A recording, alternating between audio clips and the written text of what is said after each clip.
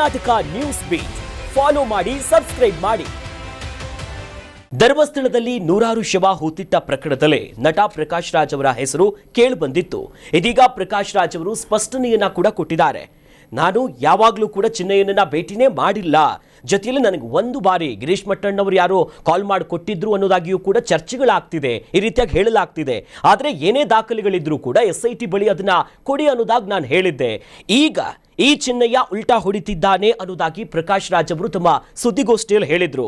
ಅಷ್ಟೇ ಅಲ್ಲ, ಪತ್ರಕರ್ತ ವಸಂತ್ ಗಿಳಿಯಾರ್ ಕೂಡ ಇವತ್ತು ಸುದ್ದಿಗೋಷ್ಠಿ ನಡೆಸಿ ಮಾತನಾಡಿ ಚಿನ್ನಯ್ಯ ಆತನಿಗೆ ತನಿಖೆ ಆಗಲೇಬೇಕು, ಮತ್ತಷ್ಟು ತನಿಖೆ ಸಾಗಬೇಕು ಅನ್ನೋದಾಗಿ ಮಾತನಾಡಿದ್ರು. ಇದರ ಬಗ್ಗೆ ನಟ ಪ್ರಕಾಶ್ ರಾಜ್, ವಸಂತ್ ಗಿಳಿಯಾರ್, ಇನ್ನು ಚಕ್ರವರ್ತಿ ಸೂಲಿಬೆಲೆ ಸೇರಿದಂತೆ ಇತರರು ಕೂಡ ಮಾತನಾಡಿದ್ದಾರೆ. ನೋಡ್ಕೊಂಡ್ ಬರೋಣ. ಅಲ್ಲ, ನನಗೆ ಕಾಣಿಸ್ತಾ ಇಲ್ಲ. ಇಲ್ಲಿರೋರು ಯಾರು ಮಾರ್ಕೊಂಡು ಹೋಗ್ತಾರ ಕಾಣಿಸ್ತಿಲ್ಲ.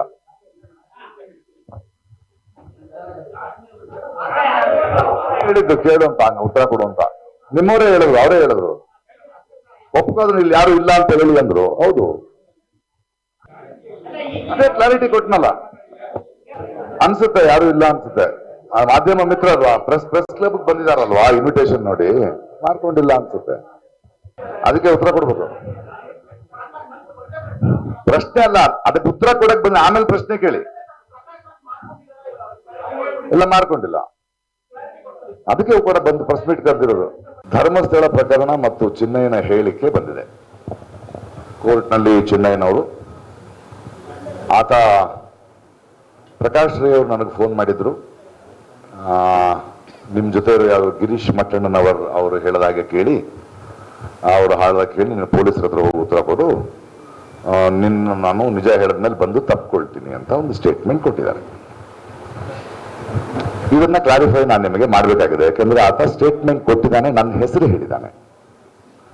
ಮತ್ತು ಮಾಧ್ಯಮಗಳ ಮೂಲಕ ಗೊತ್ತಿರೋ ಹಾಗೆ ಕೇರಳದಿಂದ ಒಂದು 200 ಕೋಟಿ ರೂಪಾಯಿಗಳು ಒಂದು ಧರ್ಮಸ್ಥಳಕ್ಕೆ, ಧರ್ಮಕ್ಷೇತ್ರಕ್ಕೆ ಹೆಸರನ್ನ ಹಾಳು ಮಾಡಲಿಕ್ಕೆ ಯಾರೋ ಇನ್ವೆಸ್ಟ್ ಮಾಡಿದ್ದಾರೆ.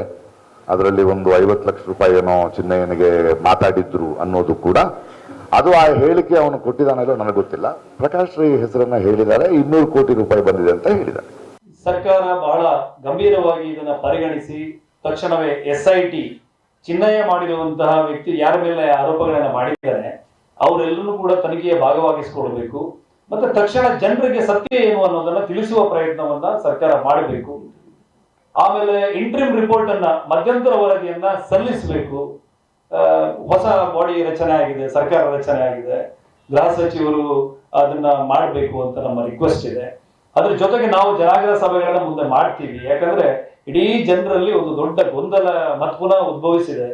ಅದಕ್ಕೆ ಸರ್ಕಾರ ಅಷ್ಟರ ಒಳಗಡೆಯೂ ಕೂಡ ಏನು ಸ್ಪಂದಿಸಿಲ್ಲ ಅಂತ ಹೇಳಿದ್ರೆ ನಾವೊಂದು ನಿಯೋಗವನ್ನ ಮಾಡ್ಕೊಂಡು, ನಮ್ಗಿರೋದು ಅಷ್ಟೇ ದಾರಿ, ಒಂದು ಜನರ ಮುಂದೆ ಹೋಗೋದು ಮತ್ತೆ ಆಡಳಿತಾತ್ಮಕ ವ್ಯವಸ್ಥೆಯ ಮುಂದೆ ಹೋಗೋದು. ಇದು 200 ಕೋಟಿ 100 ಕೋಟಿ ಅಂತ ದೊಡ್ಡ ದೊಡ್ಡ ವಿಚಾರಗಳಲ್ಲಿ ಬರ್ತಾ ಇದೆ. ಕೇಂದ್ರೀಯ ಮಟ್ಟದಲ್ಲಿ ತನಿಖೆ ಆಗಲಿ ಅಂತ ಹೇಳಿ ಕೇಂದ್ರಕ್ಕೆ ಈಗ ನಾವು ಸರ್ಕಾರಕ್ಕೆ ಮನವಿ ಮಾಡ್ತಾ ಇದ್ದೀವಿ. ಮುಂದೆ ನಮಗೆ ದಾರಿ ಕೇಂದ್ರಕ್ಕೆ ಮನವಿ ಮಾಡುವಂಥದ್ದು. ಚಿನ್ನಯ್ಯ ಯಾರು ಅಂತಾನೆ ಗೊತ್ತಿರಲಿಲ್ಲ. ಯಾರು ಅಂತ ಗೊತ್ತಿಲ್ಲದೆ ಹೋದಾಗ ಆತನ ಹೇಳಿಕೆಯ ಮೇಲೆ ಒಂದು SITನೇ ರಚನೆ ಮಾಡಿದಿರಿ. ಈಗ ಚಿನ್ನಯ್ಯ ಯಾರು ಅಂತ ಗೊತ್ತಿದೆ ಎಲ್ರಿಗೂ. ಚಿನ್ನಯ್ಯ ಏನ್ ಮಾಡಿದ ಅಂತ ಗೊತ್ತಿದೆ. ಈಗ ಕರೆಕ್ಟ್, ಅದೇ ಮಾಡಿದ್ರಿ ತಾನೆ. ಆಗ ಯಾರಿಗೂ ಈಗ ಚಿನ್ನಯ್ಯ ಯಾರು ಅಂತ ಇಡೀ ರಾಜ್ಯಕ್ಕೆ ಗೊತ್ತಿದೆ. ಅವ್ನ್ ಮಾಸ್ಕ್ ಮ್ಯಾನ್ ಆಗಿದ್ದ, ಅವ್ನ್ ಮಾಸ್ಕ್ ಓಪನ್ ಆಯ್ತು, ಈಗೆಲ್ಲ ಗೊತ್ತಾಗಿದೆ. ಆತ ಈಗ ಹೇಳಿಕೆ ಕೊಟ್ಟಿದ್ದಾನೆ. ಇದ್ರ ಮೇಲೆ ಯಾಕೆ ವಿಚಾರಣೆ ಇಲ್ಲ? ಈಗ ಇದ್ರ ಮೇಲೆ ಯಾಕೆ ಚರ್ಚೆ ನಡೆಯೋದಿಲ್ಲ? ಯಾರು ಅಂತ ಗೊತ್ತಿಲ್ಲದ ವ್ಯಕ್ತಿಯೊಬ್ಬ ಬಂದು ಇದನ್ನ ಹೇಳಿದಾಗ ಒಂದು SITನೇ ರಚನೆ ಮಾಡಿ ಅದರ ಮೇಲೆ ದೊಡ್ಡ ಅಷ್ಟು ಏನು ಇಡೀ ಜಗತ್ತು ನೋಡುವಂತೆ ನೀವು ಮಾಡಿಟ್ರಿ. ಈಗ ಚಿನ್ನಯ್ಯ ಕೊಟ್ಟ ಹೇಳಿಕೆಯ ಮೇಲೆ ಈಗ ತನಿಖೆಯನ್ನು ವಿಸ್ತಾರ ಮಾಡಲ್ಲ?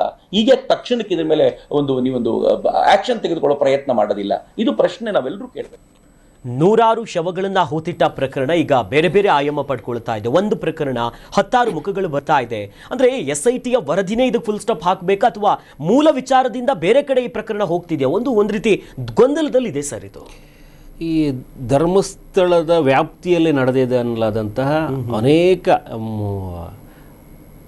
ಹಣಗಳ ರಾಶಿಗಳು ಬಿದ್ದು ಹೋಗಿದೆ ಅನ್ನುವಂಥ ಪ್ರಕರಣ ಇದು. ತುಂಬ ಅನಾಥ ಶವಗಳು ಬಿದ್ದು ಹೋಗಿದ್ದಾವೆ. ಯಾರು ಏನು ಎತ್ತ ಅನ್ನೋದು ಗೊತ್ತಿಲ್ಲ. ಇವರು ಹೂತಾಕ್ತಾ ಇದ್ರು, ನಾನು ಎಲ್ಲಿಂದೋ ಮಾಹಿತಿ ತಗೊತಾ ಇದ್ದೆ ಅನ್ನುವಂಥ ನಿಟ್ಟಲ್ಲಿ ಒಂದಷ್ಟು ಪ್ರಕರಣಗಳು.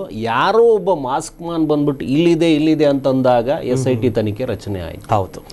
ಇವರೇನೋ ಬುರುಡೆ ಹಿಡ್ಕೊಂಡು ದೆಹಲಿಯವರೆಗೆ ಹೋಗಿ ಬಂದಿದ್ರಂತೆ, ಇನ್ನೆಲ್ಲೋ ಯಾರ್ದೋ ಪಾದ ಒತ್ತದಕ್ಕೆಲ್ಲ ಹೋಗಿದ್ರಂತೆ, ಏನೇನೋ ಇದು ಬೆಳವಣಿಗೆಗಳ ಆದ ನಂತರದಲ್ಲಿ ಈಗ 200 ಕೋಟಿವರೆಗೂ ಬಂದು ನಿಂತ್ಕೊಂಡಿರೋದು. SIT ರಚನೆ ಆಗಿದೆ, ವಿಚಾರಣೆಗಳು ನಡೀತಾ ಇದ್ದಾವೆ, ಮರುಪರಿಶೀಲನೆಗೋಸ್ಕರ ಅವರು ಮತ್ತೆ ಇತ್ತೀಚೆಗೆ ಬಂದು ಹೋದರು.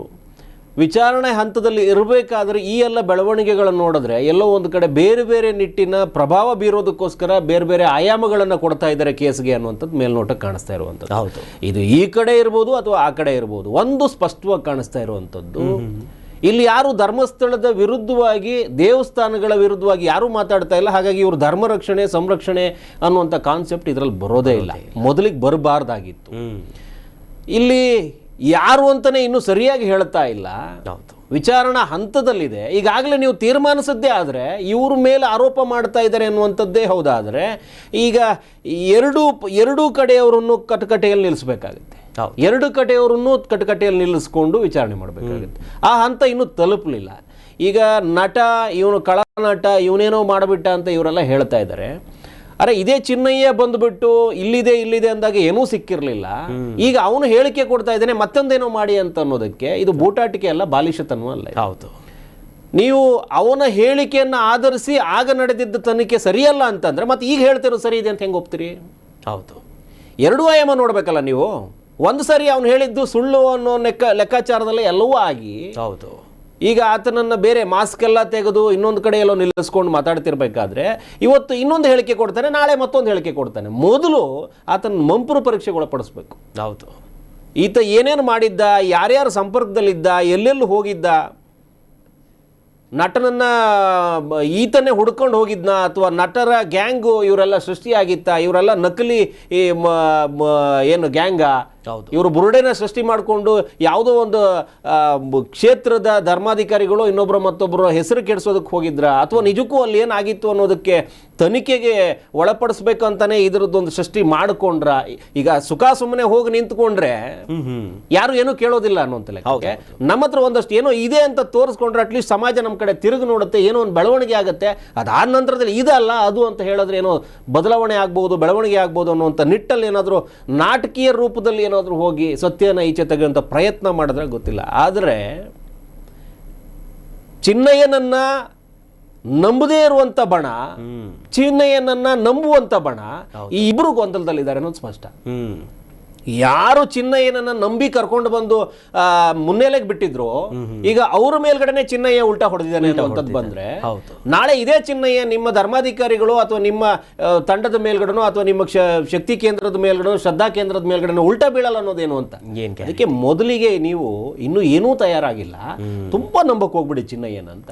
ಚಿನ್ನಯ್ಯನ ಬೆಳವಣಿಗೆಗಳನ್ನ ನೋಡ್ತಾ ಹೋದ್ರೆ, ಅವನು ಇಲ್ಲಿಂದ ಅಲ್ಲಿವರೆಗೂ ಬಂದ ದಾರಿಗಳನ್ನ ನೋಡ್ತಾ ಹೋದ್ರೆ ಆಗಾಗ ಬದಲಾಗ್ತಿರುವಂತ ಚಿನ್ನಯ್ಯನನ್ನ ಇವನು ಕಾಗೆ ಬಂಗಾರ ಇದ್ದಂಗಿದ್ದಾನೆ, ಹೇಳಕ್ಕಾಗೋದಿಲ್ಲ. ಹೌದೌದು, ಇವನು ನಾಳೆ ಬಂದುಬಿಟ್ಟು ಬೇರೆ ಏನಾದರೂ ಹೇಳ್ಬೋದು. ಅವನ ನಡವಳಿಕೆ, ಅವನ ಹೇಳಿಕೆ ಆಧರಿಸ್ಕೊಂಡು ಇವತ್ತು ತುಂಬ ಮುಂದಕ್ಕೆ ಬಂದು ನಿಂತ್ಕೊಂಡ್ರಿ, ತುಂಬ ಬೇಗ ಆಯಿತು ಅಂತ. ಇಷ್ಟು ಬೇಗ ಅವಶ್ಯಕತೆ ಇರಲಿಲ್ಲ. ಒಂದು ತನಿಖಾ ಸಂಸ್ಥೆ, ಒಂದು ವಿಶೇಷ ತನಿಖಾ ದಳ ಅಲ್ಲಿ ಹೋಗಿ ವಿಚಾರಣೆ ಮಾಡ್ತಾ ಇದೆ, ಮಧ್ಯಂತರ ವರದಿ ಕೆಲವೇ ದಿನಗಳಲ್ಲಿ ಬರೋದಿದೆ, ಇಷ್ಟು ಬೇಗ ನಿಮಗೆ ಬೇಕಾಗಿರಲಿಲ್ಲ ಅಂತ. ಯಾಕಂದ್ರೆ ಕಾನೂನು ಮೇಲೆ ನಂಬಿಕೆ ಇಡುವಂಥದ್ದು, ಧಾರ್ಮಿಕ ನಂಬಿಕೆ ಅದರ ಅಡಿಯಲ್ಲೇನೆ ಕೂಡ ಕಾನೂನು ನಂಬಿಕೆ ಇದೆ. ಕಾನೂನು ಸಂವಿಧಾನದ ಮೇಲೆ ನಂಬಿಕೆ ಇಡಿ ಬರ್ತಾ ಇದೆ. ಇನ್ನೇನು ಕೆಲವೇ ದಿನಗಳಲ್ಲಿ ಬರ್ತಾ ಇದೆ. ಅದು ಪರ ವಿರೋಧ ಬಂದ ನಂತರದಲ್ಲಿ ಚರ್ಚೆ ಮಾಡೋಣ, ಮುಂದಕ್ಕೆ ಹೋಗೋದಕ್ಕೆ ಅವಕಾಶ ಇದೆ.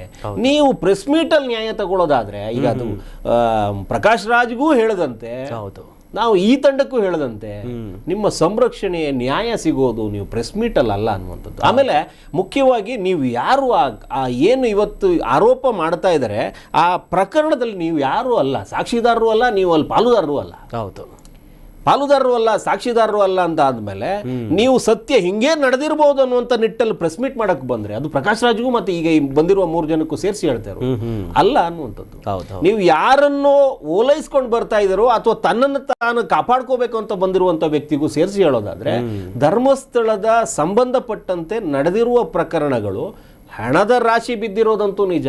ಅಸಹಜ ಸಾವು ಅಥವಾ ಸಹಜವಾಗಿ ಸತ್ತಿರೋರ್ನಲ್ಲಿ ಹೂಳ್ತಾ ಇದ್ರು. ಯಾಕಂದ್ರೆ ತುಂಬಾ ದೊಡ್ಡ ಶಕ್ತಿ ಕೇಂದ್ರ, ಅಲ್ಲಿ ಬರುವಂತ ಭಕ್ತರ ಸಂಖ್ಯೆ ಗಣ ದೊಡ್ಡದಿತ್ತು. ಏನೇನೋ ಕಾರಣಕ್ಕೆ ಯಾರ್ಯಾರೋ ಬಂದ್ಬಿಟ್ಟು ಅಲ್ಲಿ ಸಾವಿಗೀಡಾಗಿದ್ರು. ಪ್ರಕರಣಗಳು ಹಲವು ಇರ್ಬೋದು, ಆದರೆ ಅದು ಯಾವುದು ಸಾಕ್ಷೀಭೂತ ಆಗ್ತಿರ್ಲಿಲ್ಲ. ಯಾಕೆ ಪಟ್ಟಿಗಳಿಗೆ ಯಾಕೆ ಸೇರ್ಕೊಳ್ತಿರ್ಲಿಲ್ಲ, ಪಂಚಾಯತ್ನವ್ರು ಯಾಕೆ ಹೇಳುವುದ್ರು, ಪೊಲೀಸ್ ಠಾಣೆಗಳು ಯಾಕೆ ಮೈಮರೆತರು, CID ತನಿಖೆಗಳಲ್ಲಿ ಒಂದಷ್ಟು ಗೊಂದಲ ಆಯಿತು ಯಾಕೆ, CBI ವಿಚಾರದಲ್ಲೂ ಇವರಿಗೆ ಅನುಮಾನಗಳು ಯಾಕೆ, ಇವತ್ತು SIT ವಿಚಾರದಲ್ಲಿ ನಿಮಗೆ ಗುಮಾನಿ ಎದ್ದಿರೋದು ಯಾಕೆ, ಇವೆಲ್ಲ ನೋಡ್ತಾ ಹೋದ್ರೆ ನಿಮ್ಮ ಪ್ರೆಸ್ ಮೀಟು ಯಾವುದು ಅರ್ಥ ತಗೊಳ್ಳಲ್ಲ. ಆ ಮನುಷ್ಯ ಹೇಳ್ತಾನೆ, ನಟ ಗೋಧಿ ಮೀಡಿಯಾ ಅಥವಾ ಏನೋ ಮಾರಿಕೊಂಡ ಮಾಧ್ಯಮದವ್ರು ಬನ್ನಿ ಅಂತ. ಅಂದರೆ ಈ ರೀತಿಯ ವರ್ತನೆಗಳು ಇಂಥ ಪ್ರಕರಣಗಳಲ್ಲಿ ಬರಬಾರ್ದಾಗಿತ್ತು. ಅಂದರೆ ಆತನ ಮನಸ್ಥಿತಿ ಹೆಂಗಿದೆ ಅನ್ನುವಂಥದ್ದು ಗೊತ್ತಾಗುತ್ತೆ. ಇದೊಂದು ಗಂಭೀರವಾದ ಪ್ರಕರಣಕ್ಕೆ ಪತ್ರಿಕಾಗೋಷ್ಠಿ ಕರಿಬೇಕು ಅಂದಾಗ ಅಲ್ಲೆಲ್ಲೋ ಒಂದು ಕಡೆ ಕುಚೋದ್ಯದ ಮಾತಾಡೋದು ಅಥವಾ ಬರಹಗಳನ್ನು ತೋರಿಸೋದು ಮಾಡ್ತಾನೆ ಅಂತಂದರೆ ಈ ನಟನ ಪ್ರಬುದ್ಧತೆ ಎಷ್ಟಿದೆ ಅಂತ ಗೊತ್ತಾಗ್ಬಿಡುತ್ತೆ. ಹೌದು, ಪ್ರಕರಣ ನಾವು ಒಂದಷ್ಟು ಸಾವಿಗೆ ಸಂಬಂಧಪಟ್ಟಂಗೆ, ಅಸಹಜ ಸಾವಿಗೆ, ಕೊಲೆಗೂ ಅತ್ಯಾಚಾರಕ್ಕೂ ಸಂಬಂಧಪಟ್ಟಂತೆ ಈತನ ಹೆಸರು ಬಂದಾಗ ಗಂಭೀರ ಆತನಿಗೂ ಇರಬೇಕು ಗಂಭೀರತೆಯ ವಿಚಾರ ಏನಿದೆ ಅನ್ನುವಂಥದ್ದು. ಸಾಮಾಜಿಕ ಬದ್ಧತೆ ಬೇಕು. ಹೌದು, ಪತ್ರಿಕಾ ಮಾಧ್ಯಮದವರು ನಿಮ್ಮ ಮನೆಗೆ ಬಂದು ಏನೂ ಊಟ ಮಾಡ್ಕೊಂಡು ಹೋಗಿಲ್ಲ, ಕರೆದ ತಕ್ಷಣಕ್ಕೆ ಬರುವಂಥದ್ದಲ್ಲ. ಮಾಧ್ಯಮವನ್ನು ಗೋಷ್ಠಿಗೆ ಕರಿಬೇಕಾದಾಗ ಕನಿಷ್ಠ ಪ್ರಜ್ಞೆ ಬೇಕು. ನಾನು ಏನು ಹೇಳಿಕೆ ಕೊಡ್ತಾ ಇದ್ದೀನಿ ಅನ್ನುವಂಥದ್ದು. ಹೌದು, ನನಗೊತ್ತಿದ್ದಂಗೆ ಇದು ಈ ಕಾಲ ಹೊರತುಪಡಿಸಿ ಹಿಂದಿನ ಕಾಲದಲ್ಲಿ ಈ ರೀತಿಯಾದ ನಾವುಗಳು ಹೋಗ್ತಿದ್ದ ಪತ್ರಿಕಾಗೋಷ್ಠಿಯಲ್ಲಿ ಏನಾದರೂ ಇದ್ದಾಗಿದ್ರೆ ಬೆಂಕಿ ಬಿರುಗಾಳಿಗಳೇ ಎದ್ಬಿಡ್ತಾ ಇದ್ದು. ಇವತ್ತು ಸಹಜವಾಗಿ ಒಂದಷ್ಟು ಬೇರೆ ಬೇರೆ ಪಾಕೆಟು ಕವರು ಎಲ್ಲ ಸ್ಟಾರ್ಟ್ ಆಗಿರೋದ್ರಿಂದ ಒಂದಷ್ಟು ತಡ್ಕೊಂಡು ಬಿದ್ದಿದ್ದಾವೆ ಇವತ್ತು. ಹೌದೌದು. ಹಿಂದಿನ ನೈಜ ಪತ್ರಕರ್ತರು ಏನಾದರೂ ಇದ್ದಿದ್ರೆ ಇಷ್ಟೊತ್ತಿಗೆ ಅದರ, ಯಾಕಂದ್ರೆ ನಾವೆಲ್ಲ ಸಾಕ್ಷಿಯಾಗಿರುವಂಥವ್ರು, ನಾವು ಅದನ್ನು ನಡ್ಕೊಂಡು ಬಂದವರು, ಅಲ್ಲಲ್ಲೇ ನಾವು ಒಕ್ಕಲೆದ್ದವರು, ನಿಮ್ದು ಬೇಡ ಅಂತ ಬಿಟ್ಟು ಎದ್ದು ಹೋದವ್ರು, ಅಲ್ಲಲ್ಲೇ ಕಿವಿ ಹಿಂಡು ಬರ್ತಾ ಇದ್ರಿ. ಆ ಇದನ್ನೆಲ್ಲ ನೋಡ್ತಾ ಇದ್ರೆ ನಾನು ನಿಜವಾಗ್ಲೂ ಆ ಪ್ರೆಸ್ ಮೀಟ್ನ ಇದ್ರಲ್ಲಿ ನೋಡಿದೆ, ಅಸಹ್ಯ ಅನ್ಸ್ಬಿಡ್ತಾ ಆ ನಟನ ಮೇಲೆ. ಎಂಥ ಗಂಭೀರ ಪ್ರಕರಣಕ್ಕೆ ಎಲ್ಲಿ ತಗೊಂಬಂದು ತಾಳೆ ಹಾಕ್ತಾ ಇದ್ದಾನೆ ಈ ಮನುಷ್ಯ. ತನ್ನ ಮೇಲೆ ಬಂದಿರೋದು ಗಂಭೀರ ಆರೋಪ. 200 ಕೋಟಿ ಒಳಗಡೆ ನನ್ನ ಹೆಸರು ತಗೊಂಡ್ಬಂದಿದ್ದಾರೆ, ನಾನು ಅದಕ್ಕೆ ಯಾವ ರೀತಿ ಸಬೂಬ್ ಹೇಳಬೇಕು ಅಥವಾ ಸಮರ್ಥನೆ ಮಾಡ್ಕೋಬೇಕು ಅನ್ನುವಂಥದ್ದನ್ನು ಬರಬೇಕು. ಅಷ್ಟಕ್ಕೆ ಇವರ ವರ್ಡಿಂಗ್ಸ್ ಸೀಮಿತ ಆಗಬೇಕಿತ್ತೆ ವಿನಃ ಈ ಪ್ರಕರಣದಲ್ಲಿ ಮಾಧ್ಯಮನ ಹೇಳ್ತಾರೋ ಅವಶ್ಯಕತೆ ಇರಲಿಲ್ಲ. ಹೀಗೆ ಮಾಡಿಕೊಂಡೆ ಇವತ್ತು ಇಲ್ಲಿವರೆಗೆ ತಂದು ನಿಂತ್ಕೊಂಡಿರೋ ಧರ್ಮಸ್ಥಳನೋ ಇನ್ನೊಂದು ಮತ್ತೊಂದು ಎಲ್ಲವೂ ಕೂಡ ಧಾರ್ಮಿಕ ನಂಬಿಕೆಯಂತೆಯೇ ಬೇರೆ ನಂಬಿಕೆಗಳಿರ್ತವೆ. ಮಾಧ್ಯಮದವರಿಗೂ ಒಂದು ನಂಬಿಕೆ ಇದೆ, ನಾವು ಸರಿದಾರಿಯಲ್ಲಿ ಹೋಗಬೇಕು ಅನ್ನುವಂಥದ್ದು ಇರುತ್ತೆ. ನಿಮ್ಮಂಥವರ ಬಾಯಿ ಚಪಲಕ್ಕೆ ಮಾಧ್ಯಮ ಬೀಳಬಾರದು. ನಾಳೆಯಿಂದ ಏನಾದರೂ ಮಾತಾಡಬೇಕಾದ್ರೆ ಇವತ್ತಿನ ಚಾಟಿ ಏಟುಗಳು ಏನಿದಾವಲ್ಲ, ಇದು ನೀವು ನಾಳೆ ಬರಿಬೇಕಾದ್ರೆ ಒಂದಷ್ಟು ಯೋಚನೆ ಮಾಡಬೇಕು, ನಾಳೆ ಏನಾಗ್ಬೋದು ಅಂತ. ಬರೀ ಪ್ರಚಾರದ ತೆವಲು ಅಥವಾ ಬಾಯಿ ಚಪಲನೋ ಅಥವಾ ನಾಲ್ಗೇನ ಸರಿಯಾಗಿ ಉಜ್ಕೊಂಡು ಬರಲು ಏನೋ ಒಂದಿರಬೇಕು ಈ ಮನುಷ್ಯನಿಗೆ. ಅದನ್ನೆಲ್ಲ ಸರಿಪಡಿಸ್ಕೊಂಡು ಇಂಥ ಪ್ರಕರಣಗಳು ಬಂದಾಗ ಗಂಭೀರವಾಗಿ ಕೂತ್ಕೊಂಡು ಏನಾಗಿದೆ, ಏನಾಗಬೇಕಾಗಿದೆ, ನನ್ನಿಂದ ಏನಾಯಿತು, ನನ್ನಿಂದ ಏನು ಆಗಬಾರ್ದಾಗಿತ್ತು ಅನ್ನೋದ್ರ ಬಗ್ಗೆ ಮಾತಾಡಬೇಕು. ಈ ದರಿದ್ರವಾಗಿ ಬಂದುಬಿಟ್ಟು ನಿಂತ್ಕೊಂಡು ಮಾಧ್ಯಮದವ್ರ ಬಗ್ಗೆ ಹೇಳಿ ಕೊಟ್ಕೊಂಡು ಬರುವಂಥ ಪ್ರಕರಣ ಇದು ಅಲ್ವೇ ಅಲ್ಲ. ಅಂಥದ್ದಕ್ಕೂ ಒಂದು ಗೋಷ್ಠಿ ಇಡಿ, ನಮ್ಮಂಥವ್ರು ಬರ್ತೀವಿ, ಹೌದು, ಏನಿದೆ ಸವಾಲು ಪ್ರತಿ ಸವಾಲು ಮಾಡೋಣ, ಅದಕ್ಕೂ ಒಂದು ದಿನ ಇಟ್ಕೊಳ್ಳೋಣ. ಆದರೆ ಈ ಪ್ರಕರಣದಲ್ಲಿ ನಿಮ್ಮ ಬಾಲಿಶತನವೋ ಅಥವಾ ಎಡಬಿಡಿಂಗಿತನವನ್ನು ತೋರಿಸೋಕೆ ಹೋಗ್ಬೇಡಿ. ಗಂಭೀರ ಪ್ರಕರಣ, ಒಂದು ಶ್ರದ್ಧಾ ಕೇಂದ್ರದ ವಿಚಾರದಲ್ಲಿ ಬಂದಿರುವಂಥ ಪ್ರಕರಣ, ಒಂದಷ್ಟು ಅಲ್ಲ ಅನ್ನುವಂತಹ ಅಮಾಯಕರ ಹೆಣಗಳು ಬಿದ್ದಿದೆ ಅನ್ನುವಂಥ ಪ್ರಕರಣ. ಸೊ ಎರಡೂ ಕೂಡ ತೂಕದ ವಸ್ತುಗಳು, ವಿಷಯಗಳು. ಅಲ್ಲಿ ನಿಮ್ಮ ಬಾಲಿಶವೋ ಎಡಬಿಡಂಗಿತನವೋ ಬೇಡ, ಬೇರೆ ವಿಚಾರಕ್ಕೆ ಬರೋಣ, ಆಗ ಕೂತ್ಕೊಂಡು ಮಾತಾಡೋಣ. ಅಂದ್ರೆ ಸರ್, ಒಂದು ಅನುಮಾನ ಬರ್ತಿರೋದು, ಈಗ SIT ವರದಿ ಬಂದ್ರೆ ಎಲ್ಲ ಕ್ಲಿಯರ್ ಆಗುತ್ತೆ, ಮಧ್ಯಂತರವು ಅಥವಾ ಪೂರ್ಣ ಪ್ರಮಾಣದ ವರದಿ ಅಂತ. ಬಟ್ ಮೊಹಂತಿ ಅವ್ರಿಗೆ ನಾನು ಡಾಕ್ಯುಮೆಂಟ್ ಕಳಿಸಿದ್ದೆ, ಆಡಿಯೋ ಕಳಿಸಿದ್ದೆ, ಪ್ರಕಾಶ್ ರಾಜ್ ಅವರಿಗೆಲ್ಲ ಬಹಳ ಕ್ಲೀನ್ ಆಗಿ ಅವ್ರಿಗೆ ಕೇಸಲ್ಲಿ ಇದ್ರು ಅನ್ನುವಂತ ಒಂದು ಹೆಜ್ಜೆನ ಏನಂತ ಅರ್ಥ ಆಗ್ತಿಲ್ಲ. ಇದೊಂದು ಮೊದಲಿಗೆ ಈ ಕೇಸಲ್ಲಿ ನಾನು ಇಲ್ಲ ಅನ್ನುವಂಥದ್ದನ್ನು ತೋರಿಸ್ಕೋಬೇಕು ಅನ್ನುವಂಥದ್ದಿತ್ತು. ಮತ್ತು ತಾನು ತೆರೆಮರೆಯಲ್ಲಿ ಏನಾದರೂ ಕಸರತ್ತು ಮಾಡಿದ್ರೆ ಅದು ಅಲ್ಲಿಗೆ ಮುಗಿಯುತ್ತೆ ಅನ್ನುವಂಥದ್ದು ಏನಾದರೂ ಇದ್ದಲ್ಲಿ, ಈಗ ಬಂದಿರುವ ಪ್ರಕರಣದಲ್ಲಿ, ಯಾಕಂದ್ರೆ ಇವತ್ತು ನಾನು ಕಂಪ್ಲೀಟ್ಲಿ ಇಲ್ಲ ಅನ್ನುವಂಥದ್ದಕ್ಕಾಗಲ್ಲ, ತಂತ್ರಜ್ಞಾನದ ಯೋಗ ಇದು. ಮೊದಲಾಗಿದ್ರೆ ಹಿಂಗೆ ನುಣಚ್ಕೋಬೋದು, ನನಗೆ ಗೊತ್ತಿಲ್ಲಪ್ಪ ಅನ್ನುವಂಥದ್ದಾಗಿತ್ತು. ಫೋನಲ್ಲಿ ಕಳಿಸಿದ್ದೆ, ಫೋನಲ್ಲಿ ಮಾತಾಡಿದ್ದೆ, ನಾನು ಇಲ್ಲ ಅಂತಂದ್ರೂ ಇವತ್ತು ರಿಟ್ರೀವ್ ಮಾಡೋದಕ್ಕೆ ಅವಕಾಶ ಇದೆ.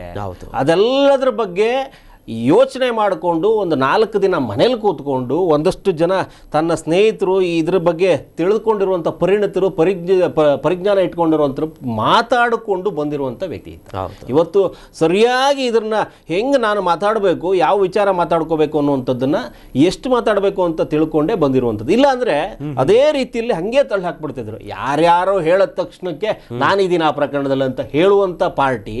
ನಾನು ಮಾತಾಡಿದ್ದೆ, ಯಾವಾಗೋ ಒಂದ್ಸರಿ ಮಾತಾಡಿದಾಗ ನಾನು ಹೇಳಿಕೆ ಕೊಟ್ಟಿದ್ದೆ, ಅಪ್ಪ ಸತ್ಯ ಇದ್ದರೆ ತಂದು ಅದನ್ನೇನೋ ಕೊಡು, ನನಗೂ ಒಂದಷ್ಟು ಆಡಿಯೋ ಕಳಿಸು ಅಂತ ಹೇಳ್ಬಿಟ್ಟು. ನಿಮಗೆ ಸಂಬಂಧ ಇಲ್ದಿರೋ ಪ್ರಕರಣ ಇದು. ಹೌದು, ಸಂಬಂಧವೇ ಇಲ್ಲ. SITಗೂ ಇದಕ್ಕೂ ಸಂಬಂಧ. ಪ್ರಕಾಶ್ ರೈನ ಭೇಟಿ ಮಾಡುವಂಥದ್ದು ಏನಿದೆ ಅಂತ? ಯಾರು ಪ್ರಕಾಶ್ ರೈ? ಏನು ಅಧಿಕಾರಿನ, ಮೇಲಧಿಕಾರಿನ, ಯಾರು ಈತ? ಪ್ರಭಾವಿನ? ಈತನೇ ಒಂದಷ್ಟು ಕುಡಿದುಕೊಂಡು ಸ್ಟುಡಿಯೋದೊಳಗಡೆನೋ ಅಥವಾ ಚಿತ್ರೀಕರಣಕ್ಕೆ ಭಾಗಿಯಾಗ್ತಾನೆ ಅಂತ ಹೇಳ್ಬಿಟ್ಟು ವರ್ಷಗಟ್ಟಲೆ ಹೊರಗಡೆ ಕೂತು ಬಿಸಾಕಿರುವಂಥ ನಟ ಚೀಮಾರಿ ಹಾಕ್ಸ್ಕೊಂಡಿರೋದು ಯಾರು ಮೇರು ನಟನ ಕಡೆಯಿಂದ ಹೇಳಿಸ್ಕೊಂಡಾದ್ಮೇಲೆ ಮತ್ತೆ ಚಿತ್ರರಂಗದ ಒಳಗಡೆ ಬರೋಂಗಾಯಿತು.